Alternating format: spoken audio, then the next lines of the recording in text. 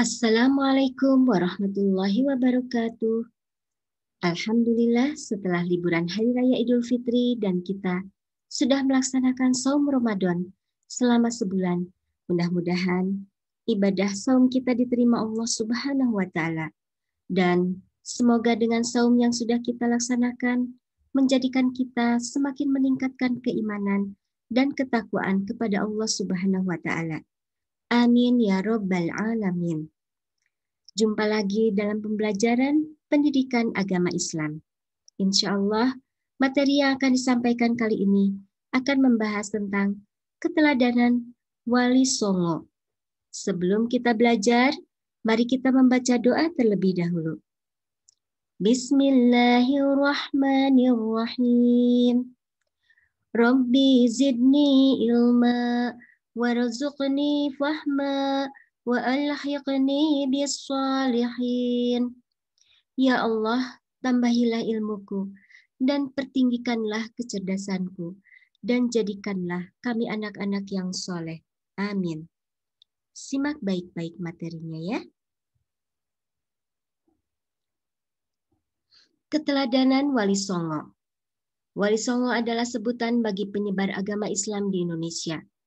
Mereka memiliki ilmu agama yang sangat tinggi serta menjadikan mereka lebih dekat dengan Allah, sehingga Allah memberikan karomah kepada mereka. Karomah adalah kekuatan dan keajaiban yang diberikan Allah kepada para wali. Para ulama yang termasuk ke dalam Wali Songo yaitu 1. Syekh Maulana Malik Ibrahim alias Sunan Gresik. 2. Raden Rahmat alias Sunan Ampel. 3. Raden Paku alias Sunan Giri. 4. Syarif Hidayatullah alias Sunan Gunung Jati. 5. Maulana Makdum Ibrahim alias Sunan Bonang. 6. Raden Qasim alias Sunan Derajat. 7. Ja'far Shodiq alias Sunan Kudus. 8. Raden Syahid alias Sunan Kalijaga. 9.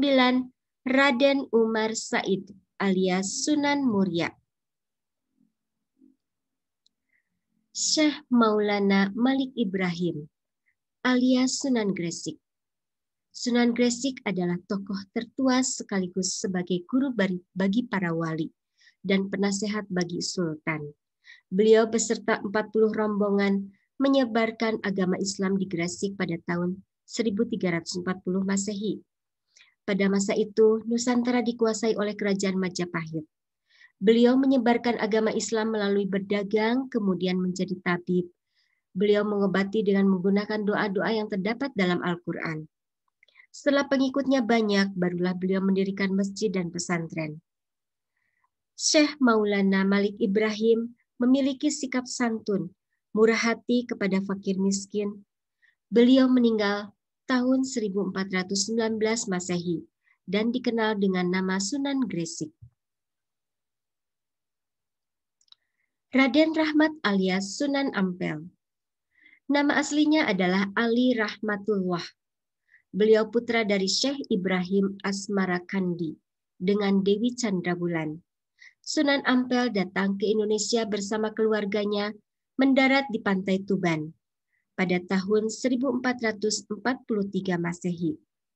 Karena sikapnya yang santun, masyarakat Tuban banyak yang tertarik untuk mengikuti ajarannya. Dan akhirnya dia menikah dengan putranya Bupati Tuban yang bernama Nyi Ageng Manila. Semenjak menikah dengan putri Bupati Sunan Ampel, dikenal dengan nama Raden Rahmat. Dalam menyebarkan agamanya, Raden Rahmat atau Sunan Ampel ini mendirikan masjid dan pesantren. Beliau mengajarkan kepada para pengikutnya tentang akidah dan syariah. Ajaran Raden Rahmat yang terkenal adalah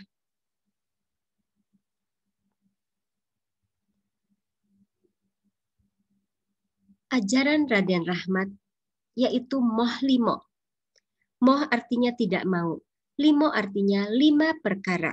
Artinya tidak mau melakukan 5 hal yang tercela.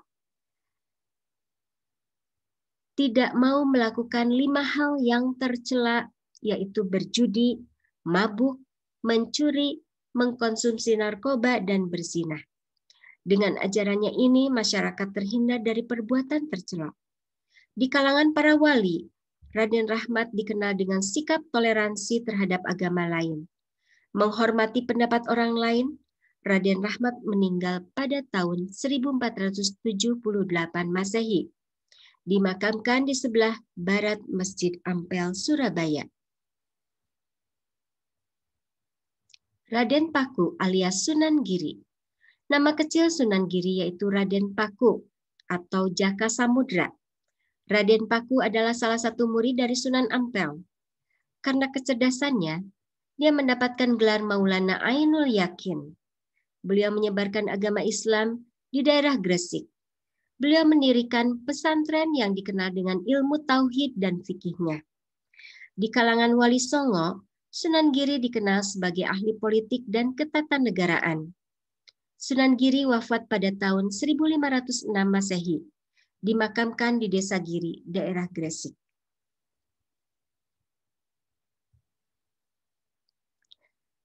Syarif Hidayatullah alias Sunan Gunung Jati. Syarif Hidayatullah adalah putra dari seorang sultan Mesir bernama Syarif Abdullah dan ibunya seorang putri Raja Siliwangi yang bernama Nyai Larasantang. Syarif Hidayatullah menikah dengan putri pamannya yang bernama Ratu Pakungwati, putri dari Prabu Cakrabuana. Setelah pamannya meninggal dunia, maka diangkat Syarif Hidayatullah sebagai raja. Di Nagari Caruban, Syarif Hidayatullah meninggal pada tahun 1568 Masehi, dimakamkan di Pasir Jati. Maulana Makdum Ibrahim alias Sunan Bonang. Maulana Makdum Ibrahim adalah putra dari Sunan Ampel.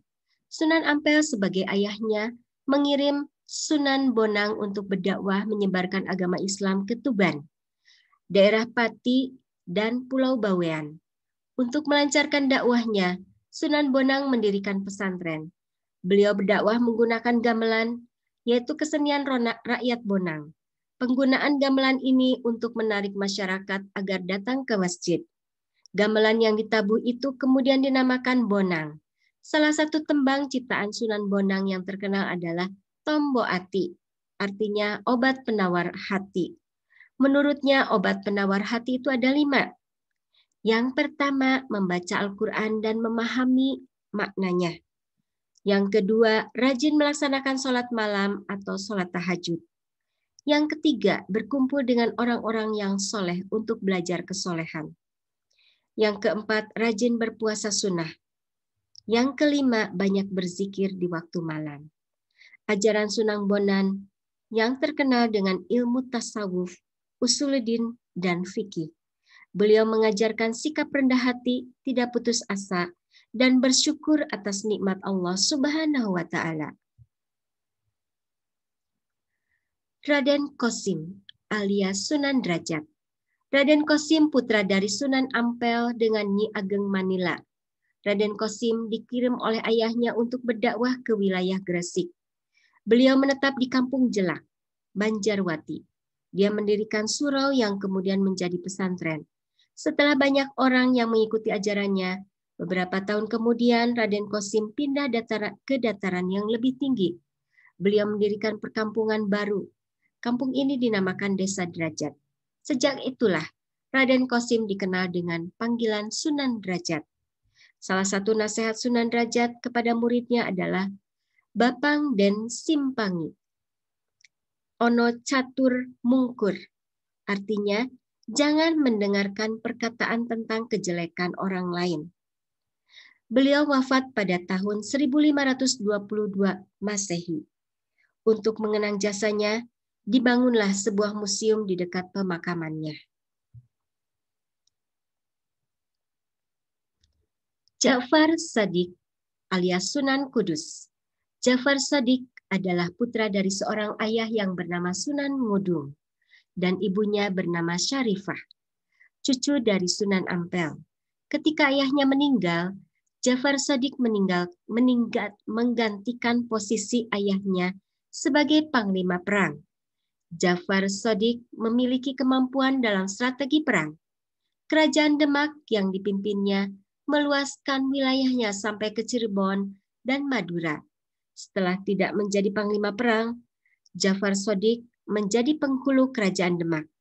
Dia memutuskan untuk berdakwah ke daerah Tajuk, sebelah utara Demak. Tajuk sudah menjadi wilayah yang ramai.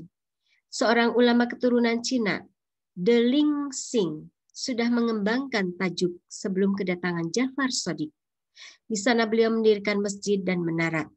Sejak itulah kota Tajuk berganti nama menjadi Quds, yang artinya suci.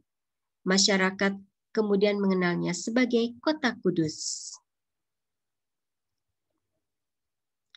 Raden Syahid alias Sunan Kalijaga. Nama aslinya Raden Said atau Raden Syahid. Dia adalah putra dari seorang Bupati Tuban, Arya Wilwatikta. Raden Said murid Sunan Bonang.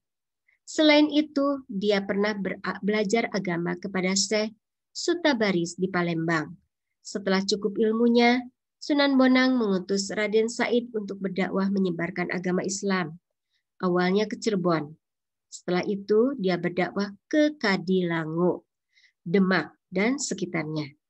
Sunan Kalijaga berdakwah melalui seni, yaitu wayang kulit, gamelan, tembang Jawa, ukir-ukiran, dan batik, sesuai dengan seni budaya masyarakat di sana. Di antara tembang yang diciptakannya adalah ilir-ilir dan dangdang gula, Semarangan. Adapun gamelan yang dibuat oleh Sunan Kalijaga adalah Kiai Nagawilaga dan Kiai Guntur Madu. Kedua gamelan ini disebut gamelan sekaten. Kedua gamelan ini disimpan di Keraton Yogyakarta dan Keraton Surakarta. Dakwahnya Sunan Kalijaga sering dilakukan dengan melalui wayang, karena beliau pandai mendalang. Sunan Kalijaga berdakwah selama lebih dari 100 tahun, dan beliau meninggal dimakamkan di Kadilango, Demak. Raden Umar Said alias Sunan Muria. Raden Umar Said adalah putra Sunan Kalijaga. Beliau menyebarkan agama Islam di wilayah lereng Gunung Muria, Jawa Tengah, sehingga dikenal dengan sebutan Sunan Muria. Selain di Muria, dia mengembangkan dakwahnya ke pelosok Pati, Kudus, Juwana, hingga ke pesisir utara Pulau Jawa. Sunan Muria atau Raden Umar Said berdakwah dengan cara memadukan tradisi kebudayaan masyarakat dengan ajaran Islam, tapi dengan ketentuan jika ada kebiasaan bertentangan dengan agama, maka dia segera meluruskannya. Dakwahnya ini dilakukan melalui seni yang dikenal dengan tembang sinom dan kinanti. Dua tembang ini masih populer di kalangan masyarakat Jawa. Melalui tembang inilah Sunan Muria mengajak untuk mengamalkan ajaran agama Islam. Dengan cara dakwahnya, Sunan Muria dikenal sebagai Sunan yang suka berdakwah topo ngeli, yaitu dengan mengikuti kegemaran masyarakat. Beliau wafat dan dimakamkan di Desa Colo, sekitar 19 km dari pusat kota Kudus.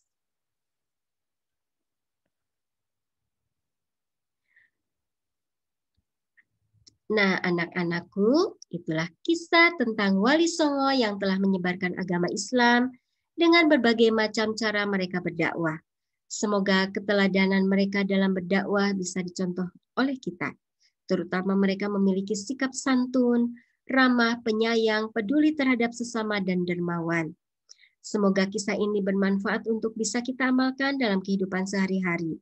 Marilah kita tutup pembelajaran ini dengan mengucapkan Alhamdulillahirabbil alamin.